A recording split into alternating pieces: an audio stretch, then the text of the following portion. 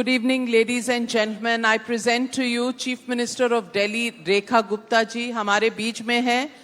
तालियों की गड़गड़ाहट अगर हो जाती तो हौसला अफजाई हो जाती. रेखा जी, बहुत स्वागत है आपका हमारे इस टाइम्स नाउ समिट के मंच पे. खास करके आज के दिन जब हम एक बड़ा माइलस्टोन सेलिब्रेट कर रहे हैं, times now at 20, and we are looking forward to a lot of questions on India at 100, क्योंकि 2047 का विकसित भारत का जो सपना है, हमें उसकी तरफ जाना है.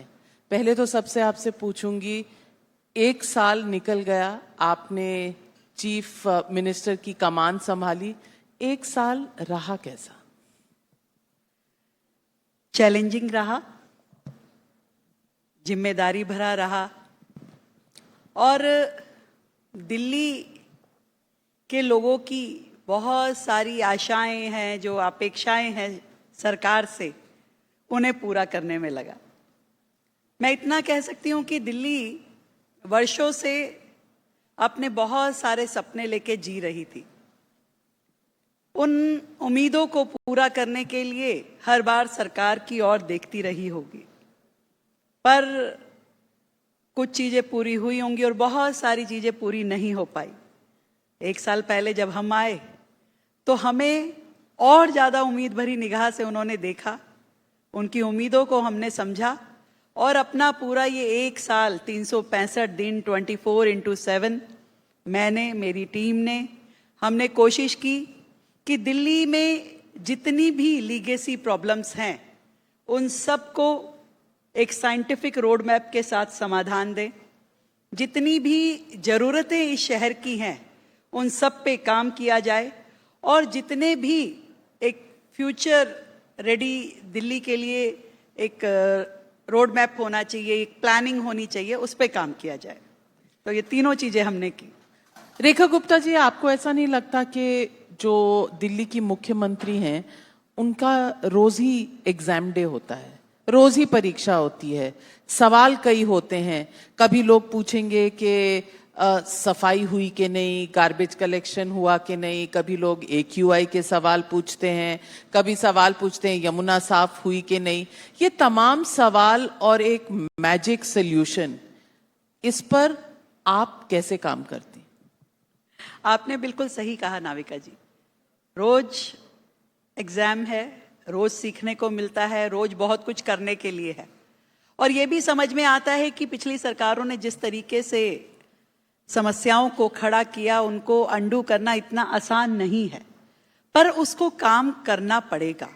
आज चाहे कूड़े के पहाड़ हो, यमुना की सफाई हो, प्रदूषण हो, इंफ्रास्ट्रक्चर हो, हर वो विषय जो दिल्ली से जुड़ा है, दिल्ली के लोगों की जरूरत है, उसे हमें काम करना है. और इस पे मैं इतना कह सकती हूँ कि 365 दिन का पूरा उपयोग हमने किया.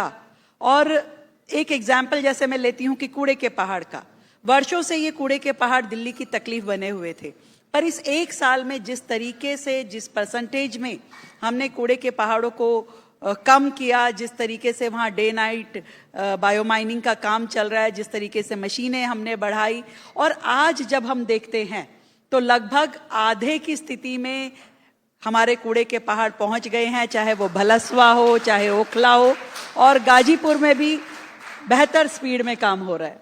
तो मंजिलें जरूर मिलेंगी दिल्ली को. जब रास्ता सही हो, कदम चलना शुरू हो जाएं, तो मंजिलें जरूर मिलती हैं. अब ऑपोजिशन को तो आप नहीं कन्विंस कर पा रही. केजरीवाल जी तो नहीं मानते कि कोई भी प्रॉब्लम दिल्ली की सॉर्ट आउट हुई है. उन्हें क्या जवाब देंगी? देखिए, केजरीवाल जी को जवाब देना मेरा काम नहीं है, ना उनको कन्विंस करना मेरा काम है. मेरी जिम्मेदारी मेरी दिल्ली की जनता के प्रति है. दिल्ली की जनता मुझसे 100 सवाल पूछेगी, मैं 100 का जवाब दूंगी, उन्हें काम करके दिखाऊंगी. और मेरा काम दिल्ली की जनता देख रही है. उन्होंने देखा है कि पिछले इस छोटे से समय में किस तरीके से दिल्ली सरकार ने इंफ्रास्ट्रक्चर पे काम किया, किस तरीके से हमने यमुना की सफाई के लिए अपने जल विभाग को पिछले साल भी हमने 9,000 करोड़ का बजट दिया और जितने डिसेंट्रलाइज एसटीपी बनाने की जरूरत थी उसको हमने काम शुरू किया, उसकी टेंडरिंग पूरी करी। जितने वर्तमान में सीवेज ट्रीटमेंट प्लांट थे उनको हमने अपग्रेड करने का काम किया। तो लगातार ये सब कुछ जो दिल्ली में चल रहा है, जनता बहुत समझदार है, बहुत होशियार है, हर चीज देखती है, जानती है, कमेंट करती है, बताती है, पूछती है।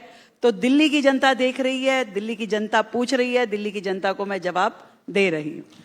रेखा जी, वीडियोस पिछले छठ पर बहुत लोगों ने यमुना के डाले थे। अब भी रिसेंटली मैंने देखा कुछ लोगों ने वीडियो डाले हैं कि झाग वहीं की वहीं है, यमुना अभी साफ नहीं हुई, और आपसे सवालों की झड़ी लगा दी।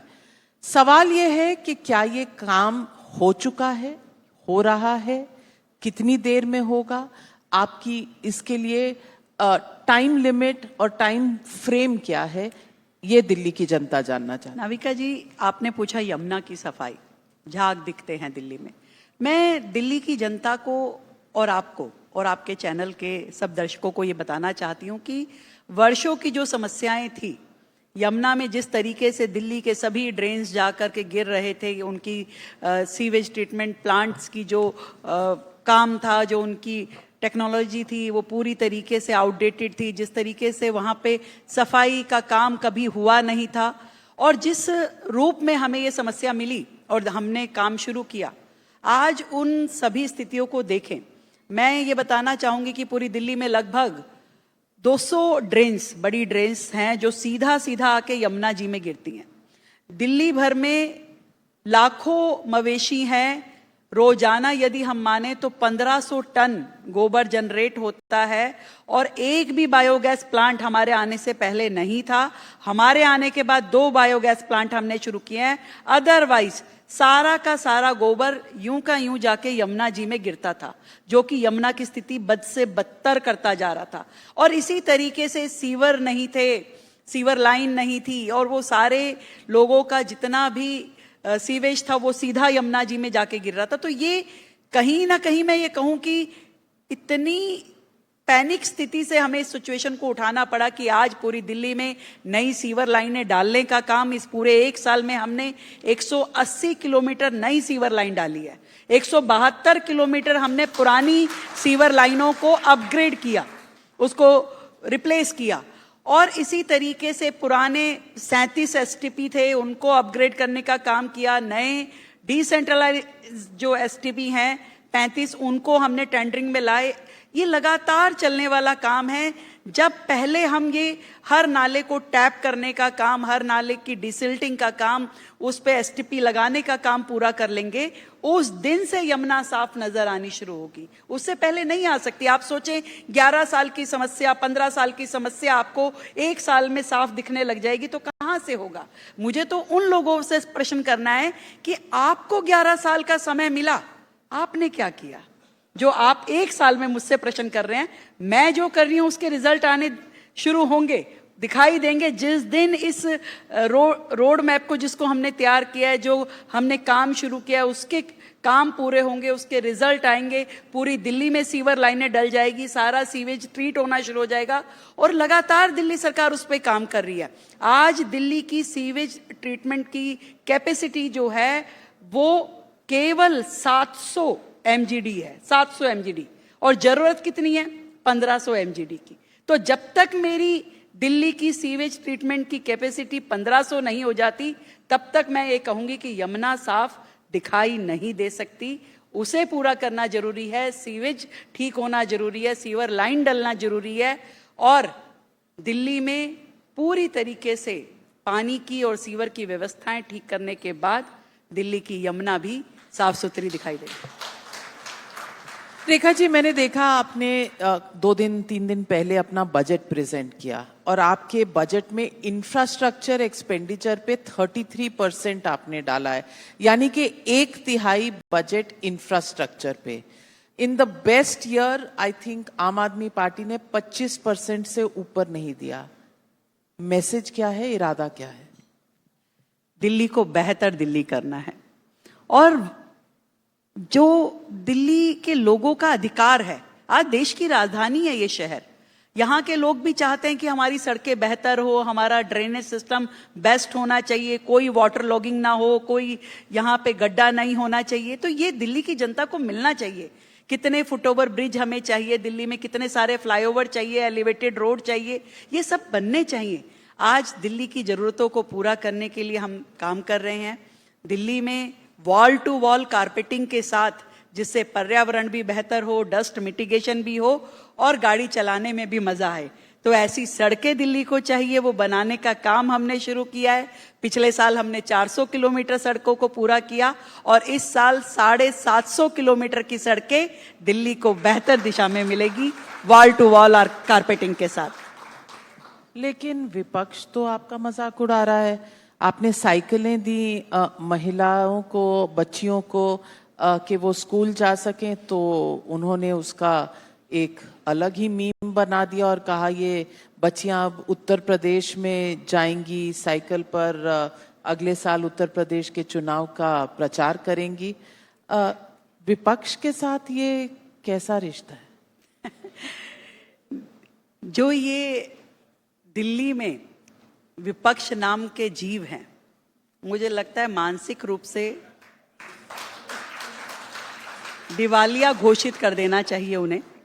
एक अच्छी खासी योजना जो दिल्ली की बेटियों को पढ़ने के लिए प्रेरित करने के लिए बनाई गई, कि आज दिल्ली की बेटी जो दिल्ली की सरकार के स्कूल में पढ़ती है, उसके लिए ट्रांसपोर्टेशन की कोई व्यवस्था नहीं है। आज उसको अपने घर से स्कूल तक आने के लिए उसके पिता छोड़ने जाते हैं, उसकी माँ लेके जाती है या वो रिक्शा से जाती है। रोजाना का कितना खर्चा होता है और कई बार इस कारण से वो पढ़ाई छोड़ देती है, ड्रॉप आउट हो जाती है अगर नजदीक में नियर बाय में स्कूल ना हो। और ऐसी स्थिति में दिल्ली की हर बेटी को साइकिल मिले, वो आराम से स्कूल तक आए और उसमें भी उनको राजनीति करनी है, उसमें भी उनको चुनाव चिन्ह नजर आता है और वो ये बात कहें कि साइकिल पे बिठा करके लड़कियों को यूपी ले जाएंगे, कैंपेन कराएंगे। अपनी बेटी को ले जाओ भाई, दिल्ली की बेटी इस काम के लिए नहीं है। दिल्ली की बेटी पढ़ेगी, लिखेगी, अपना भविष्य बनाएगी, ना वो झाड़ू पकड़ेगी, ना ही तुम्हारे जैसे लोगों के लिए चुनाव प्रचार करेगी। विपक्ष आपके मीम्स बड़े बनाता है, दुख होता है, आप ट्रबल होती हैं इससे, क्योंकि हर आप लफ्ज जो कहती हैं उस पर अगले दिन एक मीम आ जाता है। देखिए, सरकार चलाने से जनता ने उन्हें फ्री कर दिया। अब बेरोजगार हैं और काम की तलाश है। दो तरह के मैं ये समझती हूं कि लोगों के क्रिटिसिज्म होते हैं। एक होता है पॉजिटिव क्रिटिसिज्म और एक होता है पॉलिटिकल क्रिटिसिज्म।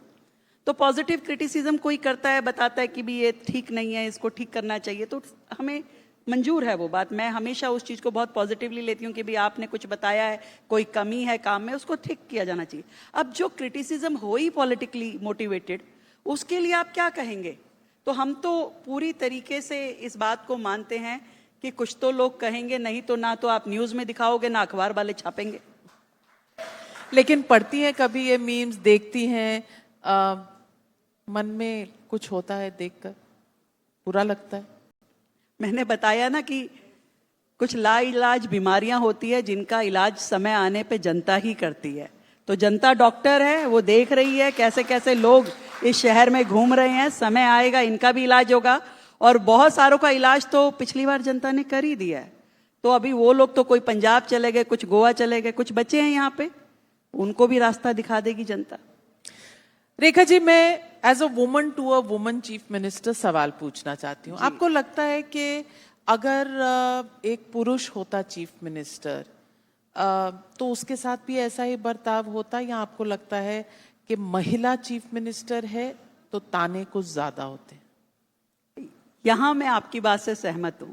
कई बार शायद लोगों को लगता होगा कि महिला मुख्यमंत्री है तो उनको कुछ लिबर्टी मिल गई है, क्योंकि मैंने देखा कि एक विपक्ष के गली मोहल्लों के कोई नेता थे, वो कह रहे भाई रेखा गुप्ता को कहो कि घर पे जाके रोटी बनाए। तो मैं उस व्यक्ति को आज आपके चैनल के माध्यम से जवाब देना चाहती हूँ, रोटी बनाना कोई बुरा काम है क्या?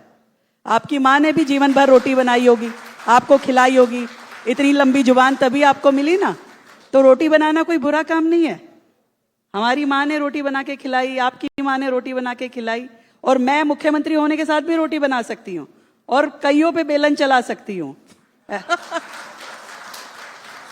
वैसे एक्चुअली इन्होंने नहीं बनाई होगी तो मुझे लगता है, लेकिन थोड़ा थेरेप्यूटिक भी होता है रोटी बनाना। कभी कभी काम करके जाओ तो रोटी बनाने में मजा भी आता है। तो महिला क्रिएटिव है, रोटी बनाती है, और महिला दुर्गा बनती है तो बेलन चलाती है, तो दोनों काम महिलाएं कर सकती है।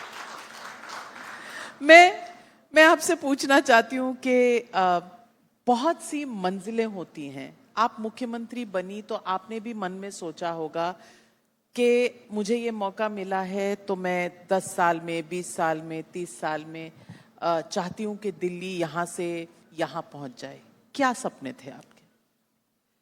देखिए, आपने आज के इवेंट का जो थीम रखा है, इंडिया एट 100, मैं भी ये सोचती हूँ कि जब हमारा देश आज़ादी के 100 साल मना रहा हो और दिल्ली उस विकास में अपनी भागीदारी करे, तो हमारी ये दिल्ली एक ऐसा शहर बने जो सच में देश की राजधानी कहलाने में गर्व महसूस करे। एक ऐसा शहर जो इंफ्रास्ट्रक्चर की दृष्टि से अपडेटेड हो, जहां पर्यावरण के नाते लोग अच्छी हवा में सांस ले पाएं, जो क्लीन दिल्ली हो, जो ग्रीन दिल्ली हो, और जहां तकनीक के साथ साथ हमारा वो मानवीय चेहरा भी हमेशा इस शहर में रहे, जहां विकास भी हो और जहां विरासत भी हो। ऐसी हमारी ये दिल्ली लगातार आगे बढ़े और 2047 तक हम अपनी दिल्ली को उस सपने पर लेकर के जाएं, पूरा करें, जहां कोई लीगेसी वेस्ट ना हो, जहां यमुना साफ सुथरी हो और जहां की हवा में अच्छी सांस ली जा सके। यानी कि अब यमुना साहब 2047 तक होगी? आपने विजन पूछा मुझसे कि 2047 में कैसे देखती हैं, तो मैंने बताया कि 2047 तक ये सारी चीजें आपको लाइनअप मिलेंगी। आप उससे पहले पहले इस दिल्ली की सड़कों को बेहतर पाएंगे, इस ड्रेनेज सिस्टम को शानदार पाएंगे, ना वाटर लॉगिंग होगी वहां पर, और वो गली कूचे, वो मोहल्ले, वो सब एरिया आपको ऐसे दिखाई देंगे कि जिसमें रहने में सुकून हो, और जहां आपस में हम ये कहें कि शिक्षा हर बच्चे को मिल पाए, स्वास्थ्य हर बीमार को मिल पाए, जहां पर उपचार जो है अधिकार हो, उपकार ना हो, ऐसी दिल्ली। बड़ी बात कही आपने, लेकिन प्रॉब्लम्स तो हैं, सिविल प्रॉब्लम्स हैं, सिविक प्रॉब्लम्स हैं। चाहे वो जनकपुरी में अभी एक एक्सीडेंट हुआ, ओपन मैनहोल का, जान चली गई किसी की, एक तरफ फायर हुआ पालम का। इन तरह की जो हादसे हुआ करते हैं, इन पर आपका वॉर प्लान क्या है? नविका जी, बहुत कुछ करना बाकी है। अभी जिस तरीके से इस शहर में समस्याएं हैं, जैसे आपने कहा कि हाँ भी सड़कें हैं, सड़कों में गड्ढे हैं, नाले कभी ढके नहीं हुए हैं। आपको मैं बताना चाहती हूँ कि दिल्ली शहर का ड्रेनेज मास्टर प्लान जो लास्ट आया था वो 50 साल पहले आया था। आज 50 साल बाद भी उसी ड्रेनेज सिस्टम के ऊपर ये शहर चल रहा है। वाटर लॉगिंग होती है, पानी भर जाता है, ट्रैफिक जैम होता है, कंजेशन होता है, पॉल्यूशन होता है, लोग बीमार होते हैं, अस्पतालों के चक्कर लगाते हैं, अस्पताल भरे पड़े हैं, लोगों की मौत होती है। आज भी इस शहर में बहुत सारी समस्याएं ऐसी हैं जिन पे बहुत काम किए जाने की जरूरत है। सिस्टम को धीरे धीरे ठीक किया जा रहा है। एक दुर्घटना हमेशा कुछ सिखा के जाती है। आज उन दुर्घटनाओं के माध्यम से पूरी मशीनरी, पूरा प्रशासन, उसको ये सीख मिलती है कि इस तरह की दुर्घटनाएं भविष्य में ना हो, उसके लिए आज क्या क्या करना है। और हम पूरी सख्त रवैये के साथ में दिल्ली में इन सब दुर्घटनाओं पे बहुत ही संज्ञान लेते हुए ये कोशिश हमारी है कि भविष्य में इस तरह की दुर्घटनाएं ना हो। लगातार प्रशासन को बहुत ही मुस्तैद किया जा रहा है कि हर ड्रेन ढकी हुई हो, कहीं पे सीवर खुले ना हो, कहीं पे गड्ढे खुले ना हो, हर जगह बैरिगेटिंग हो, हर जगह सिग्नल्स हों। और ये बहुत ज़रूरी भी है। शहर में दुर्घटना ऐसी ना हो कि कोई परिवार जिंदगी भर आंसू बहाए और उस कमी को लेकर के रोए जो टाली जा सकती थी। मुझे लगता है कि लगातार सरकार इस चीज का ध्यान रख रही है। रेखा जी, दो सवाल ऐसे हैं जो हमेशा आपसे पूछे जाएंगे। मॉनसून आएगा तो लोग पूछेंगे कि क्या दिल्ली में सड़कों पर पानी इकट्ठा होगा, और फिर सर्दी का मौसम आएगा, अक्टूबर नवंबर होगा तो लोग AQI बोलना शुरू कर देंगे। इन दोनों समस्याओं पर आपकी क्या तैयारी है, और क्या इस साल कम से कम दिल्ली वालों के साथ आप ये वादा कर सकती हैं कि ये दोनों समस्याओं से कुछ निजात मिलेगा? 100% ये कह सकती हूं कि बेहतर होगी दिल्ली पिछले साल से। वाटर लॉगिंग पे पिछले साल भी दिल्ली ने देखा कि किस तरीके से हमने काम किया।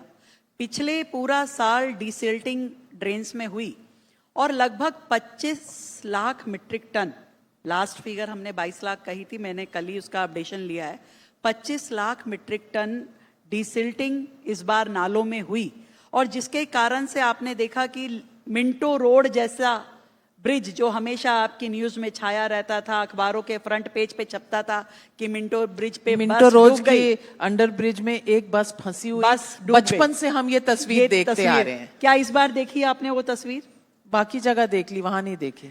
इस बार जब मिंटो ब्रिज पे बस नहीं डूबी, बाकी बहुत सारी जगह आईटीओ पे पानी नहीं भरा, बहुत सारी मेजर सड़कों पे पानी नहीं भरा, हमने पिछले साल जितनी कोशिश की इस साल और अधिक कोशिश करते हुए हम वॉर फुटिंग पे काम कर रहे हैं।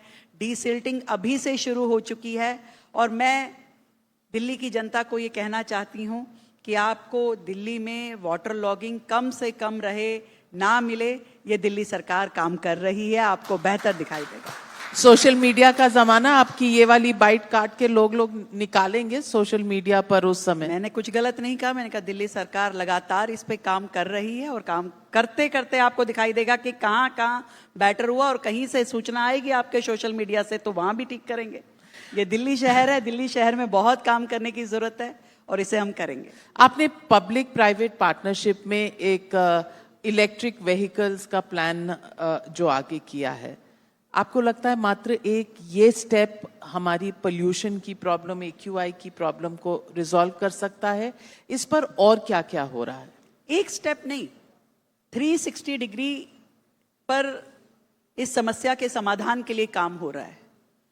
चाहे धूल हो या धुआं हो, दोनों ही कंपोनेंट जो हमारे प्रदूषण बढ़ाने में कारगर होते हैं, दोनों पे ही काम चल रहा है। मैंने आपको बताया कि दिल्ली की 100% सड़कों को हम वॉल टू वॉल कारपेटिंग, आपने पहले देखा होगा कि जो सड़क बनी होती है उसके 2 फुट इधर 2 फुट इधर हमेशा धूल उड़ती रहती है, उसको कभी पक्का ही नहीं किया जाता था, न जाने क्या कारण था। पर इस बार हमने एक SOP बनाई कि हर सड़क को आपने वॉल टू वॉल कारपेटिंग करनी है, कहीं से कहीं तक कुछ भी धूल नहीं होनी चाहिए। हमने 400 किलोमीटर पिछले साल सड़कों को वॉल टू वॉल कारपेटिंग किया। हर एजेंसी, MCD हो, NDMC हो, DDA हो, कंट्रोलमेंट बोर्ड हो, हर एजेंसी को हमने ये गाइडलाइन दी है, उन पे काम चल रहा है। दिल्ली में हमारा जितनी ट्रांसपोर्टेशन की फ्लीट है उसे 100% इलेक्ट्रिक व्हीकल पे लेके जाने का हमारा टारगेट है। इस साल दिल्ली में हमने 2300 बसें EV अपनी फ्लीट में शामिल की, जो पूरे देश में आज सबसे ज्यादा EV बसें यदि किसी राज्य के पास है तो वो दिल्ली के पास है। 4300 बसेस आज दिल्ली के पास है और पूरा इसका रोड मैप हमने बनाया है कि 2029 तक हमारी 100% बसें, 12,000 बसों का टारगेट हमने लिया है और 100% बसेस हमारी EV होंगी और वो दिल्ली की जनता के लिए होगी। रेखा जी, लेकिन सबसे ज्यादा मैं सवाल जो पूछना चाह रही हूँ वो ये कि चुनाव में जीतने का एक बड़ा कारण था आपका वो जो लिकर स्कैम वाला एजेंडा, वो तो ध्वस्त हो गया, और ऐसा ध्वस्त हुआ कि कोर्ट ने उठाकर बाहर फेंक दिया। केजरीवाल जी ने सबके सामने ये कहा है कि ये एजेंडा था, ये जानबूझकर किया गया था, और जब ये कह रहे थे वो रुआंसे भी थे, रो भी पड़े। आपके मन में क्या? नविका जी, मुझे लग रहा है कि आपकी टाइमलाइन ना वो केजरीवाल जी के उस उस एपिसोड पे ही रुक गई है, उसके आगे का आपने ध्यान नहीं दिया कि उसके बाद हाई कोर्ट ने क्या किया, हाई कोर्ट के क्या कमेंट थे। आगे आप बढ़ी नहीं है, उनके आंसुओं में थम गई हैं आप। फिलहाल तो जजमेंट एक ही है। नहीं तो मैं पर ये वैसे बताना वो चाहती हूँ, उनके साथ मतलब जेल में रहे लगभग 200 दिन, बड़ी बात है। अभी आपको मैं बाकी चीजें बताऊंगी तो आप कहेंगे केवल 200 दिन।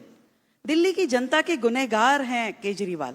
आपने जो लीकर पॉलिसी दिल्ली में लेकर के आए, यदि वो सही थी तो मैं पूछना चाहती हूं कि जैसे ही इंक्वायरी बैठी तुरंत वापस क्यों ले ली गई? अगर इतनी ही सही वो पॉलिसी थी, क्यों आपने उन होलसेलर्स को 5% की जगह 12% का मुनाफा दिया, जो सरकार का मुनाफा हो सकता था? क्यों प्राइवेट वेंडर्स को दिया गया? क्यों कुछ ही लोगों के हाथ में पूरी दिल्ली का सिस्टम दे दिया गया?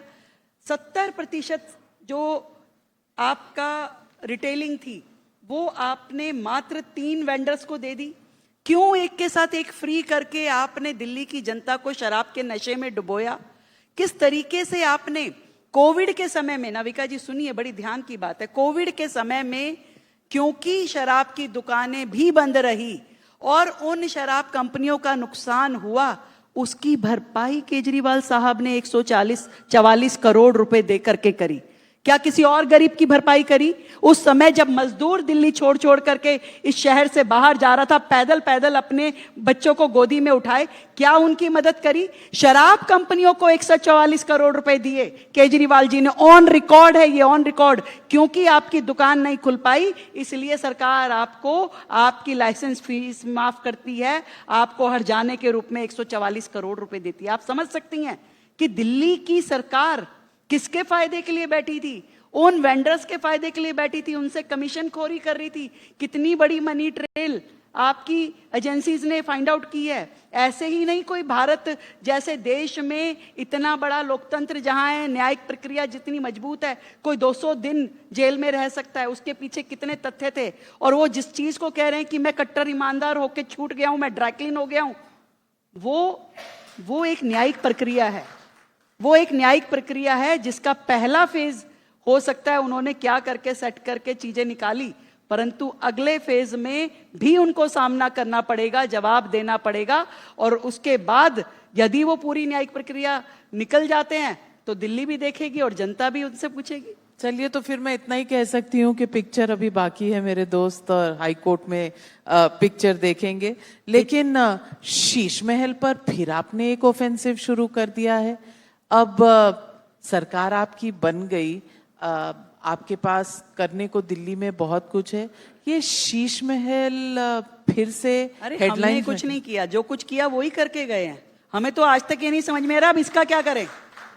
शीश महल जो सीएजी रिपोर्ट उसके ऊपर प्रस्तुत की गई, वो सरकार में विधानसभा के पटल पे रखी गई और उसको पूरा उसमें उन सारी चीजों का एक्सपोज हुई जो जो उन्होंने वहां किया था।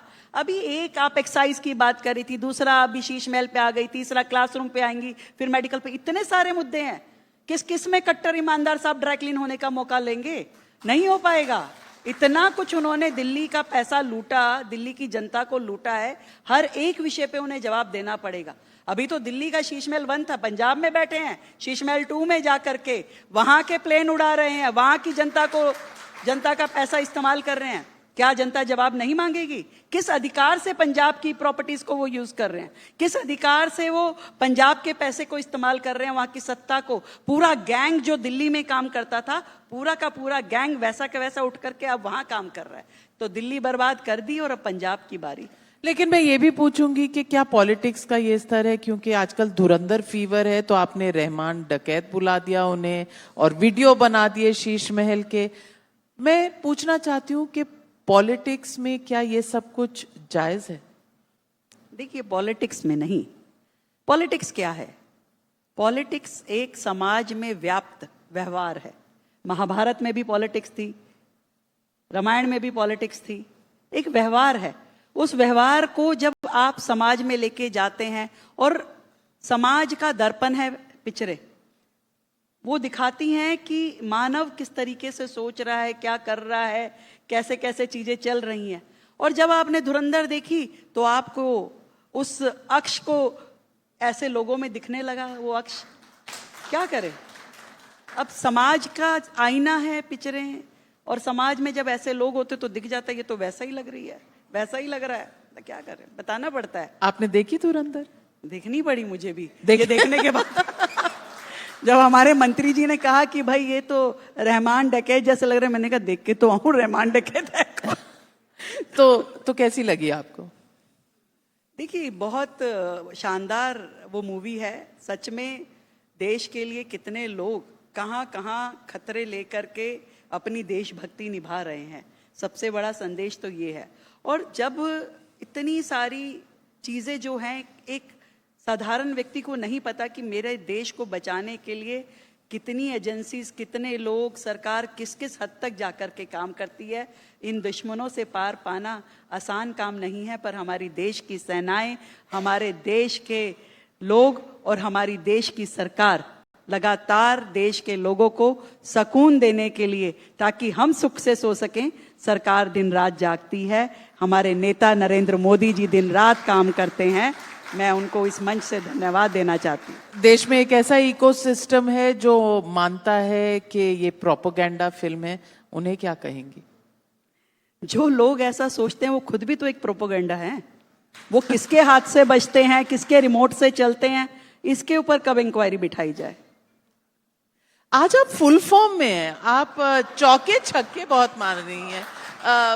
ये एक साल में रेखा गुप्ता में इतना बदलाव आया है? कभी सोचा था कि एक साल में मैं ऐसी बैटिंग करूंगी? परिस्थितियां सिखा देती है। मेरे पिताजी ने कहा था कि बेटा सामने जैसा व्यक्ति हो ना, उससे उसी टोन में बात करना। मैं उनकी बात तो आप जैसी प्यारी दोस्त होती है तो वैसे बात होती है। जब आप बार बार विपक्ष की उनकी बातें कह रहे हो तो कैसी बात करूंगी मैं? तो लहजा आ ही जाता है। तो लहजा आ जाता है। आप दूसरी बात कीजिए कोई, तो फिर मैं आपसे उस तरीके से बात करूंगी। रेखा गुप्ता जी, मैं महिला हूं और हमेशा चाहूंगी कि कोई भी महिला हो, जब वो बाहर निकलती है तो उसके तेवर वैसे ही होने चाहिए कि वो जीतने निकली है और जीत कर ही घर जाएगी। As a woman, that is what I would wish for every woman. But thank you very much for joining us on this momentous occasion. Thank you so much.